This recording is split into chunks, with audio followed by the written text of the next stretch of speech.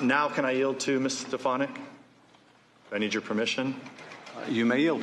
Earlier this week, as you know, we heard from George Kent, and I know that Mr. Kent is a colleague, a friend, and someone who you deeply respect. In his testimony, he stated, all ambassadors serve the pleasure of the president. You would agree with that statement, correct? Yes. You are still an employee of the State Department, correct?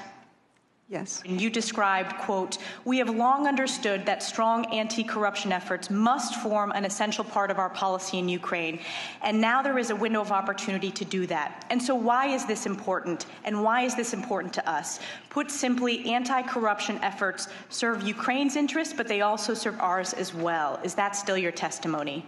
Yes. And you also testified that the Ukrainians thought it would be a good idea to set up this architecture of a special investigative office that would be all about the crimes of corruption, correct? Yes. And I know this was before you arrived in Ukraine, but you are aware that the first case that the US, UK, and Ukraine investigators worked on was in fact against the owner of Burisma. Yes. The first time you personally became aware of Burisma was actually when you were being prepared by the Obama State Department for your Senate confirmation hearings. And this was in the form of practice questions and answers. This was your deposition.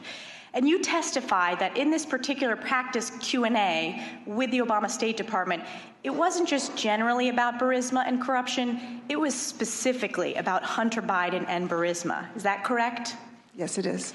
And the exact quote from your testimony, Ambassador, is, quote, "The way the question was phrased in this model Q&A was, what can you tell us about Hunter Biden's, being named to the board of Burisma?"